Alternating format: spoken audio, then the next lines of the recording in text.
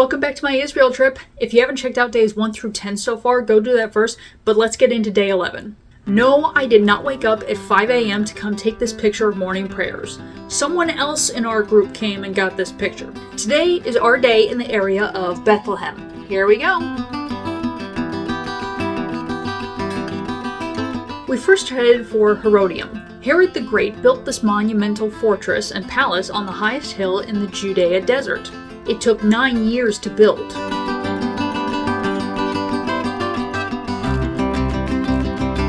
This here is the bathhouse.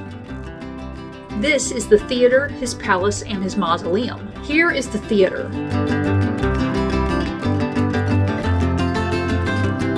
This is standing above the theater looking out on the countryside. This is inside the building just above the theater.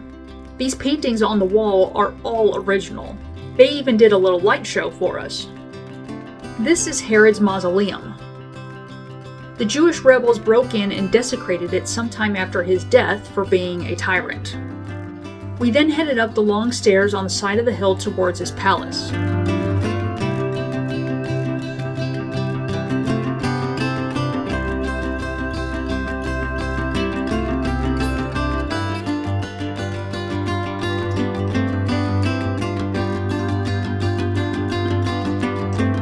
This is the model of what the palace looked like.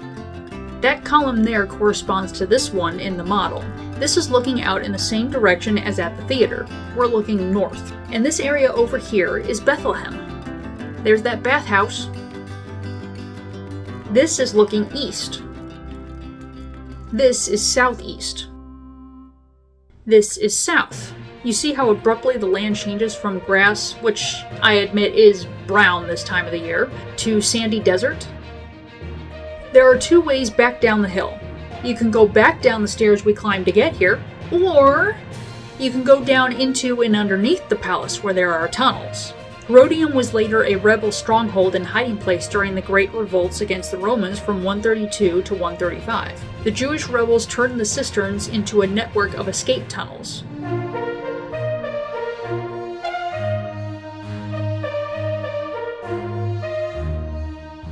This is a cistern underneath the palace.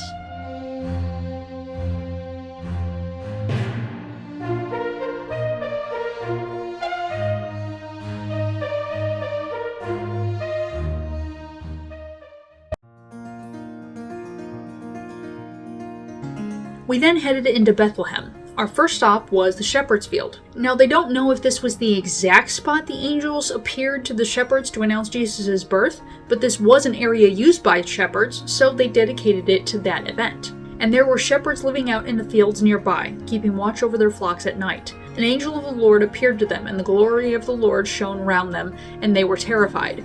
But the angel said to them, "Do not be afraid.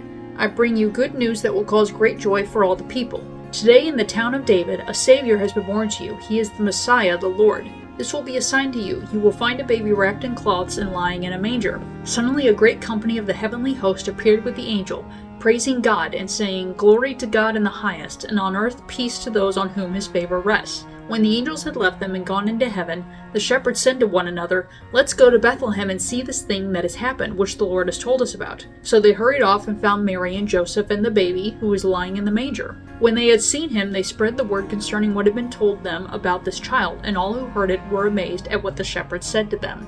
This is a cave in the shepherd's field that they walled in to create a chapel. So you know why it's significant that angels appeared to shepherds first to announce the birth of Jesus? In those days, the sacrificial lambs came from Bethlehem. The shepherds would care for their flocks, and when it came time for the new lambs to be born, they would take them to a birthing cave, just like this one. And the new lambs would be born, and they would wrap them in swaddling cloth. And the stable that Jesus was born in was most likely built into one of these old birthing caves. This is the chapel that was built at the shepherd's field.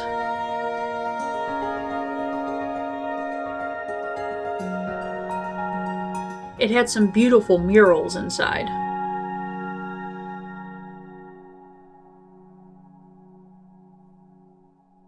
Then we did some shopping. So this carved nativity was big.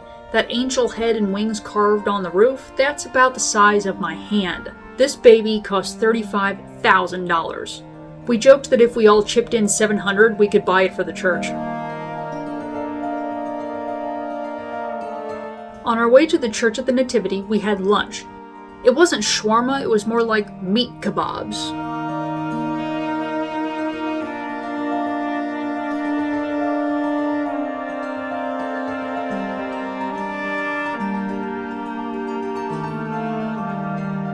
And here we are outside the Church of the Nativity. This church was built over what they believed to be the cave that Jesus was born in. There's a couple different religions that make up this site. I forget which religion the church we went into belongs to. So the entrance used to be really tall. See? Then they filled it in, and then filled it in again, so that you have to stoop, humbling yourself to enter the church. It's called the Door of Humility. The Church of the Nativity is one of the oldest continuously operating churches in the world. The Emperor Justinian I rebuilt the current basilica in its present form in 565. When the Persians invaded in 614, they unexpectedly did not destroy the structure.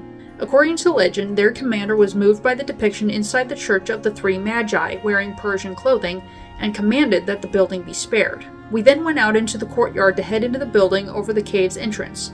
Doesn't this look like Hogwarts? One thing they do know for certain that happened in this cave, this is where St. Jerome holed himself up to translate the Bible from Greek.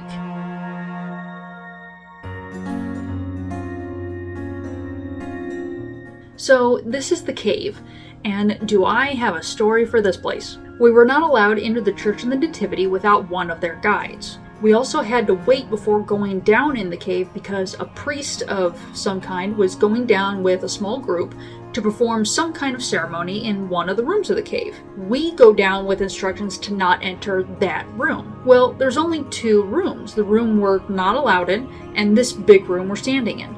So our guide is telling us stuff, talking a little quickly so we don't take up too much time for the other groups that want to come down. After a few minutes, all of a sudden, another guide starts telling us off.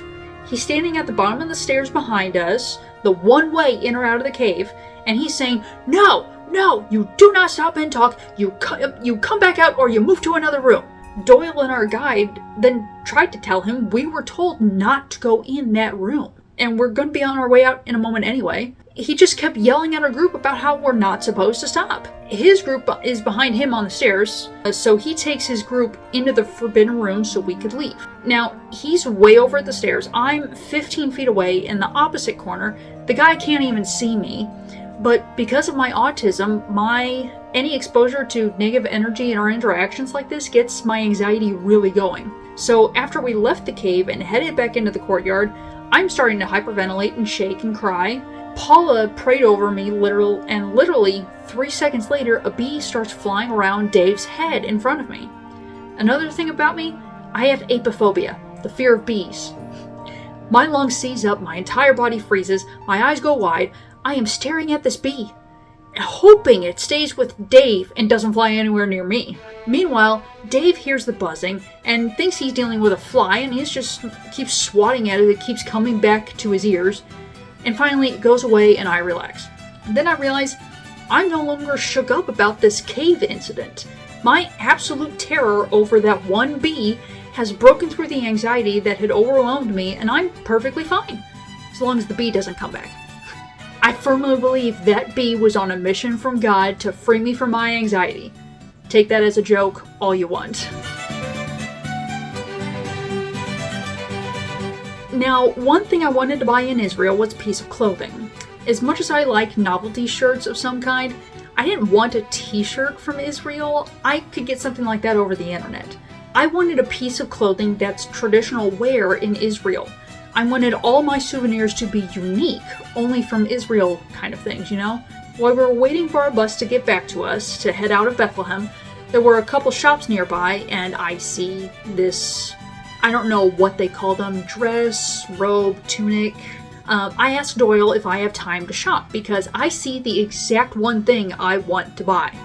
I head over and I ask to see it and how much it is. I'm told $40. Doyle and I ask if they'd go lower. They say no. I say thanks and I head back to the group. Doyle and Jean then come over a moment later and say the shop next door has the same one and they do $25. Am I willing to pay $25? I said sure. I head over. Now, I'm out of American dollars. All I have is my credit card and shekels left. Now, I know the conversion math between dollars and shekels, but I asked the guy how much in shekels so I didn't have to pull out my phone for the calculator. I forget the shekel price he gave us, but it translated to $40.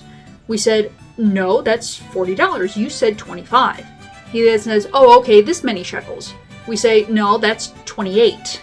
Doyle then pulls out his own money and hands him 25 American dollars, which I later then gave Doyle the shekels to cover it. But then Jean was adamant about getting a picture.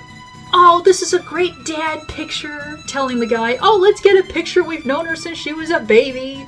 I'm cringing on the inside a little because I'm like, I don't want my picture taken with him right now. He just got cheated out of good money from a tourist.